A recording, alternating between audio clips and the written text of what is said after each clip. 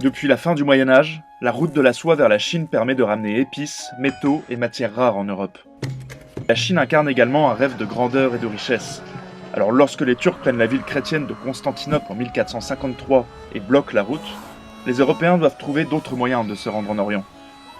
De grandes expéditions sont lancées, notamment par le Portugal et l'Espagne, ce qui permettra à un certain Christophe Colomb de poser le pied sur un nouveau continent, qu'il confondra logiquement avec l'Inde, et c'est ce qui donnera le nom d'Indiens pour les tribus autochtones vivant à cet endroit. Cette histoire, on la connaît tous, mais ce que l'on sait moins, c'est que le Portugal et l'Espagne vont signer un traité où ils se partagent ce nouveau monde juste entre eux, excluant tous les autres royaumes.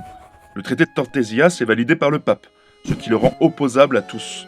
Et cela va freiner quelque peu les ardeurs de pays comme la France et l'Angleterre, qui étaient d'ailleurs bien plus préoccupés par des questions continentales.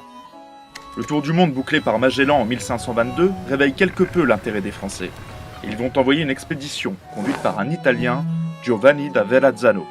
Il va donc partir de Dieppe en 1524 et longer la côte nord-est américaine. C'est à cette occasion qu'il va découvrir le site de l'actuel New York, qu'il va nommer Nouvelle-Angoulême. Donc New York aurait pu s'appeler Nouvelle-Angoulême. Alors je n'ai rien contre la ville d'Angoulême, mais New York ça claque un peu plus quand même. Encore aujourd'hui, le pont Verrazzano-Narroze est là pour rappeler cette découverte.